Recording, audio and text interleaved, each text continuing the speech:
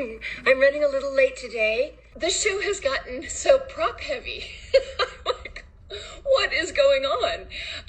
But I feel like I need a lot of props to tell you about today's subject.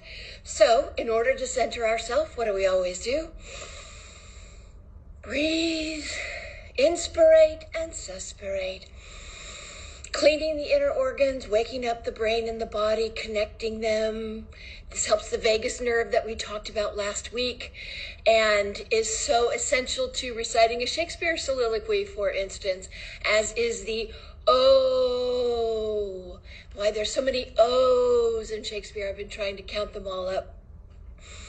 Anyway, inspirate, suspirate, and if you want to combine your tasks, you find an herb. I have my trusty rosemary, but I also have marjoram this morning, which, as we know, helps hypertension, obesity, blood pressure, all of these things. And last time I went to the doctor, my blood pressure was a little high. So engage with your herb. Hello, herb.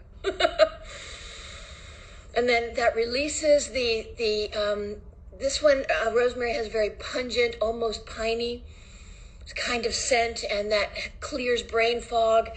Rosemary, that's for remembrance. That's what Ophelia says.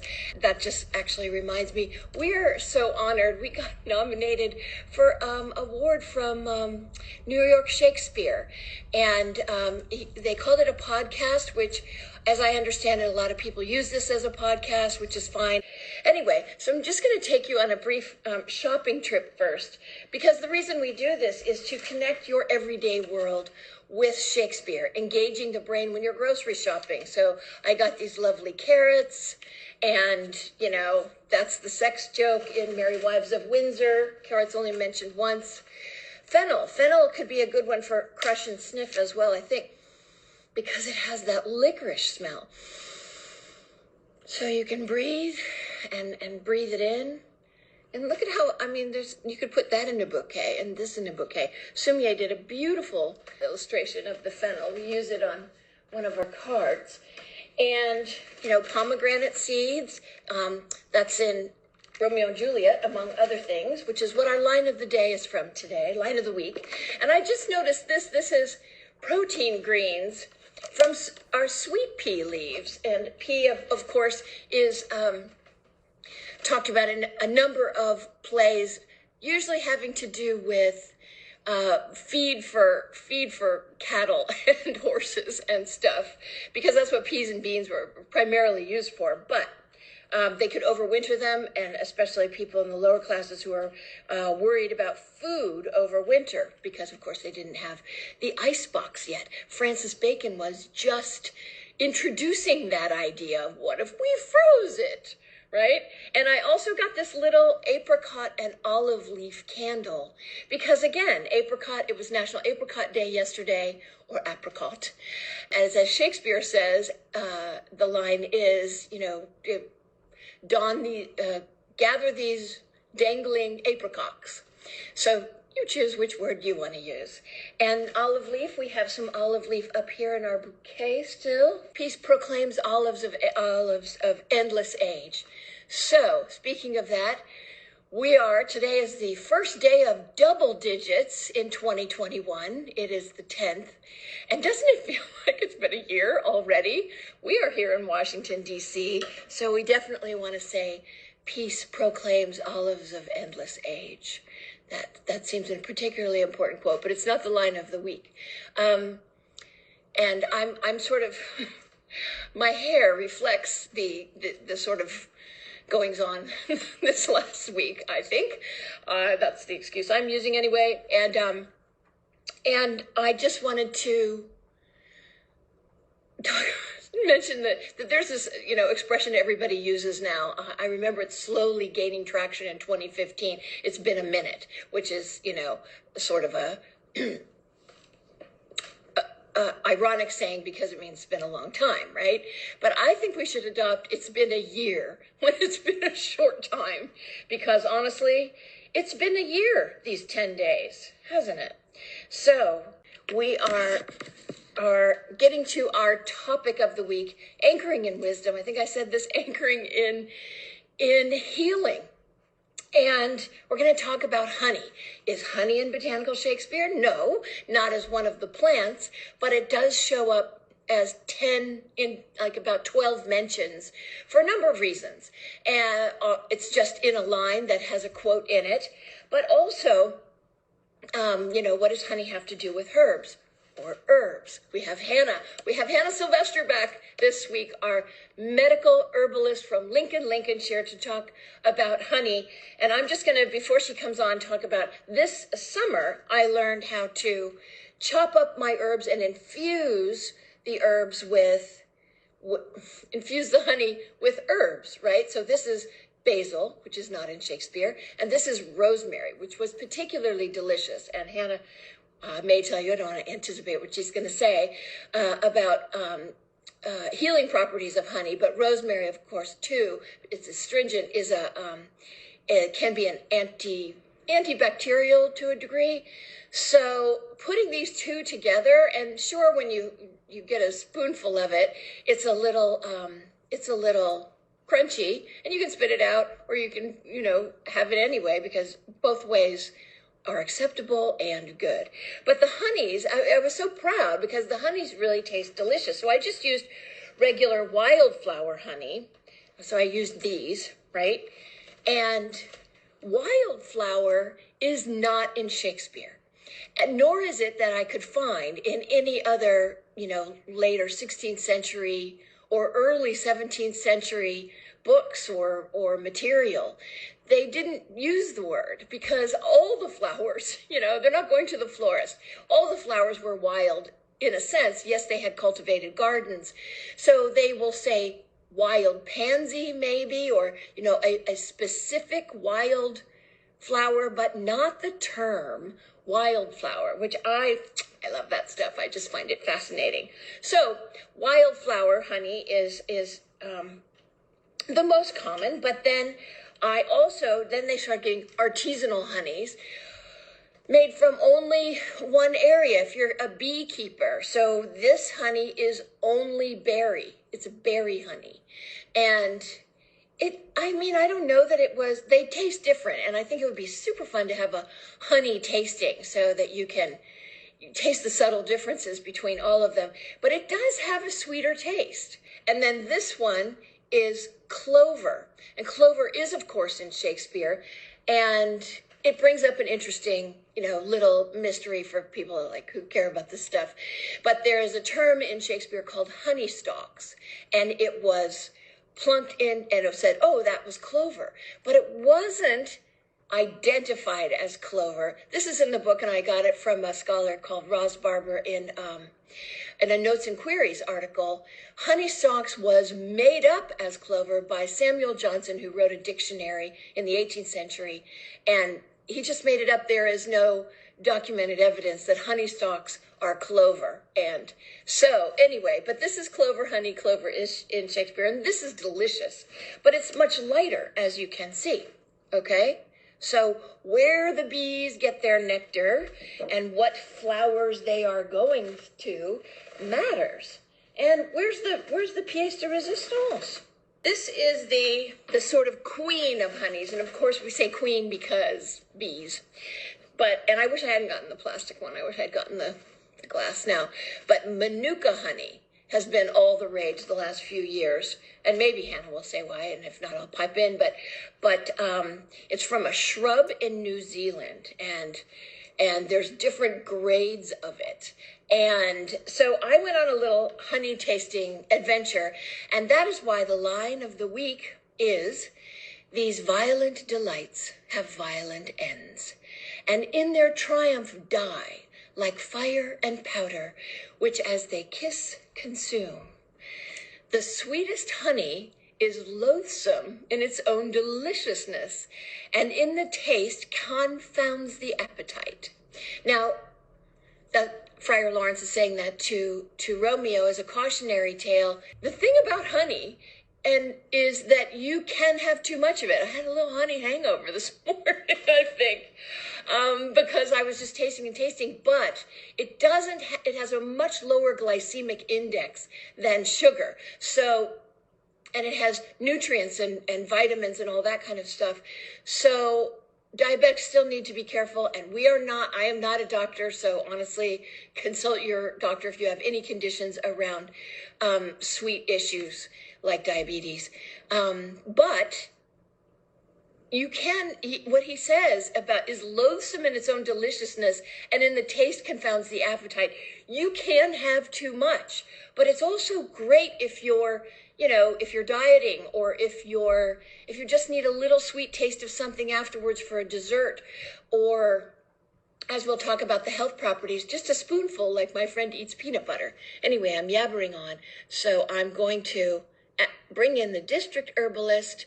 Here we go. Hello, hello, hello. How has your first 10 days of January been? A year. Been a year. See, we're going to make that catch on, ladies and gentlemen. Okay, so tell us everything you know about honey. Not everything, because we like to circle back to these things, because do you know how many times it takes for an idea to sink into people's heads? Apparently like 70 times or some ridiculous number. So anyway, honey. Hi, honey. Honey. So essentially, just like you were saying, the best honey for you to use is your local honey. So, find out from your farmers markets and your beekeepers, find out where they are, and basically buy your honey from them. Your local honey is always going to be your best source, even more so than Manuka honey. Really? Okay. Find your beekeeper. I picture like the Sherlock Holmes running around going, where are my beekeepers? Okay. There are actually even some in New York City. I know of a couple in Brooklyn. I would imagine there are some in Manhattan. I'm not sure. But anyway, okay. Now, why would it be better? Just because all things local are better? Local voice is better? Generally, but what you're looking for is really nice quality, unrefined honey that's from your local area. Because if you buy honey from your local area, it's going to have the pollens in that are from your local area.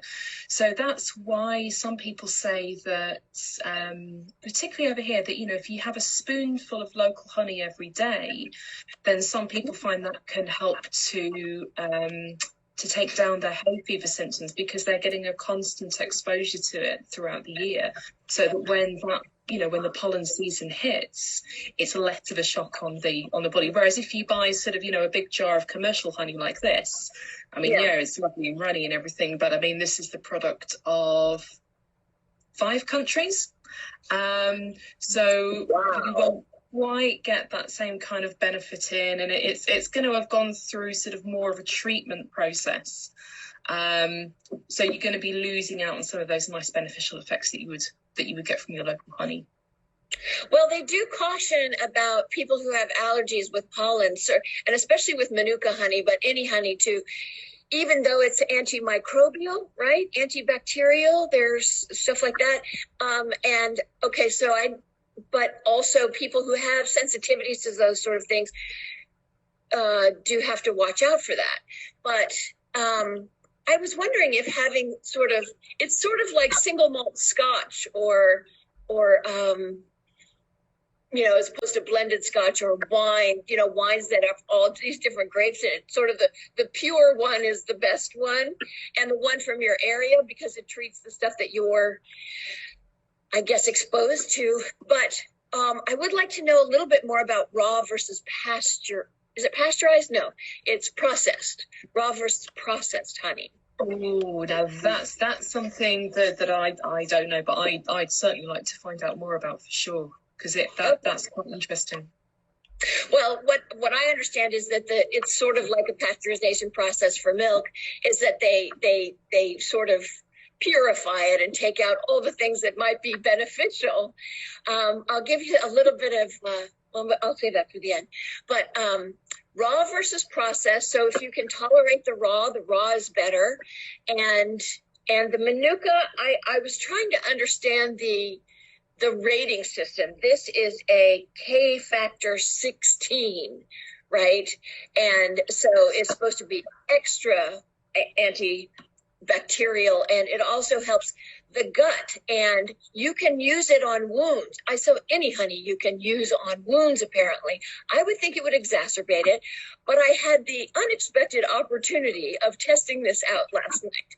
So when I work very intensely, I tend to chew gum a lot, and not out in public, but and I also heard that Elizabeth Gilbert, the writer of Eat, Play, Pray, Love, chews gum a lot as well. It's anyway, so I accidentally chomped my cheek, like with my teeth, very, very hard. I thought, oh my God, that's going to hurt for a long time. But I had the honey, and I thought it would make it sting or burn. But I put a spoonful in my mouth and put it on the cut, or whatever you want to call it, bite. And I'm dangerous to myself. And it's better. It's absolutely better. And it felt better almost immediately. You do have to be a little bit careful with unrefined honey and wounds, because of the infection risk, basically. So okay. In Orthodox medicine, they actually use sort of pharmaceutically prepared Manuka honey dressings for leg ulcers and that kind of thing. But that's really the only thing you can approach if you're a wound care nurse or something like that. But there's definitely a place for it in wound healing, for sure. Absolutely. Yeah, so with topical wounds on the skin, that's where raw honey might be a problem, and you would be better with more refined honey. But internally, when you're making infused honeys, that's when you can really make use of the raw. And I really like what you did with the with your herbs there, because that's one way of doing it. That's getting your lovely runny honey and putting your herbs in a nice sterile jar, because it has to be sterile or else it's going to go moldy, and then pouring over your runny honey, but then poking it down to make sure that none of it's sticking through the top, or else again it could go a bit moldy. And did you leave yours on a sunny windowsill for about 3 or 4 weeks? I did. I did. I was actually afraid to touch it. And the other thing I remember her saying, the woman who taught us, named Jade, she said, make sure the herbs are dry as well. Same thing, to avoid the mold. You don't want to get any excess moisture in there. That's not strictly always true. If the water content of your herb is really, really high, so I mean, if you're using something like, I don't know, like basil, for example, it is a really high water content herb. The ones that you can squish with your finger and they're kind of squished, really. If you squish a basil leaf, then it'll squish pretty well. Whereas if you've got something like, exactly, case in point. Whereas if you've got something like sage, or if you've got something like rosemary, where the leaves are more dense, but also there's a higher aromatic oil content in them. In those cases, if you leave them fresh, it's absolutely fine, because the water content is less of a concern, and you're going to get much more out of it by using it when it's fresh, because of those really lovely aromatic volatile oils.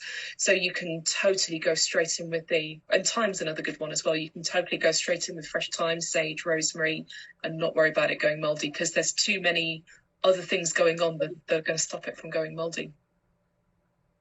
Interesting. I would love to try thyme honey next. That might be my next experiment. Nice. And one of the things that I wanted to bring up about all this stuff, I heard a great quote yesterday about health, that, people say, I want to be healthy. I want to get healthy. Like health is this destination. And then you go, oh, I'm here. I'm healthy now, or whatever it is. But she said, health is a journey.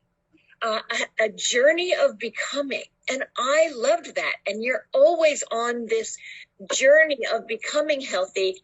And she said, always stay curious, which I think Steve Jobs said too. But, that's why I love experimenting with all of this kind of stuff. And I've learned a lot about how how honey is good for me personally. It helps a lot with cravings, and when you're, I was trying to do a fast and all that kind of stuff. So what else as far as healing properties can we use the honey for? I know in the past you've given us some recipes for different things that have honey in them, but maybe a little refresher on that. Sure. So I mean, there's really, really quickly before I just mentioned that you can heat infuse your honeys too. If you need a herbal honey really quickly, you can use one of these, which is what we call over here like a bain-marie or a double boiler or a porringer. So it's a smaller saucepan inside a bigger saucepan, but you can do the same with Pyrex or a what was the other thing you said? Porringer. Yeah, we don't call it that. But this is the fascination of two countries separated by a common language. Bain-marie. Okay, it's a double boiler, folks. But anyway, what do we do with it? So a little bit like when you melt chocolate, but it just takes a bit longer. So you put some water in your bottom pan, and then you would put your freshly chopped herbs in your top pan, and then cover them with honey. And cook it on a really, really low heat for about 1 to 2 hours, but you've got to make sure it doesn't boil. Okay. And then at the end of that 1 to 2 hours, then you've got your lovely runny honey with the herbs extracted in it, and you can then pour it off. But from what you were saying about what you can use it for, the real nice thing about honeys is that, sure, you can use them as sweeteners, and you can use them as preservatives to preserve your herbs in, but where they really come in their own is for really acute things where you need to soothe and take down inflammation. So things like your sore throat, or if you've got a sore mouth, providing it's not going to aggravate your sore mouth. If for some kinds of sort of very sort of dry, upset digestive complaints, that kind of thing. So where you want to soothe and heal, that's where they can come into play. So that's why your sages and your thymes and your rosemary is coming really nicely for your throat syrups, and that gorgeous fennel that you've got there would make a beautiful honey. That would be amazing as a digestive honey, to help to basically just to help the digestion better, but also to help relieve wind. Okay. Hey, we talk about everything on this show. And that was a big problem in the 16th century. I'll throw in a little off color, but there's a different play. I think it's a Chapman play where somebody says, "I smell a sound," and that would be the wind issue. So fennel honey, but all of that kind of stuff. I mean, colitis and irritable bowel syndrome and all these things are so prevalent in our day and age now. There's so many digestive, leaky gut, all these kinds of things going on, because one of the things is we put so many chemicals into our system. So if you go back to Shakespeare, the original locavore poet, and use some of the stuff that's in there, I'm actually thinking of going on an all Shakespeare diet just for the halibut, as my grandfather used to say. But anyway, so that brings us back to the line of the day, which is, I read a line this morning from the Writer's Almanac about poetry. She says, "I love poetry that feels as it thinks." That's Dorian Laux or Lau, Dorian Lau. "I love poetry that feels as it thinks." And one of the reasons that I love doing this is to bring in the element of, the feel to the poetry. These are actual tangible physical things that you can engage with, and the honey and all of that kind of stuff, and Hannah. And so we're just gonna, the line from Friar Lawrence, I'm not asking for the top line. These violent delights have violent ends, which is used by the series Westworld on, I think it's HBO. Perfect for that, and it's such a great line. But the key that we want is, "The sweetest honey is loathsome in its own deliciousness, and in the taste confounds the appetite." Now, that might not sound like an advertisement for honey, which we are propounding here, but It is back to that whole moderation thing. Maintenance and moderation. A spoonful a day of your local honey will help you stay healthy. And just don't overdo it like I did last night. Otherwise, these violent delights have violent ends. But honey's not violent. Anyway, thank you very much, Hannah. This was a little longer, this one. It's great to see you again. Happy New Year. Let's hope the rest of the months don't feel like a year already. And I look forward to seeing you again next week. I look forward to seeing you. Hey, if you have any questions or have requests about what herb you'd like us to focus on, please do let us know. And we are happy to accommodate. So thank you. And let's see what the rest of January brings. We're not even very far in yet. Bye. Bye.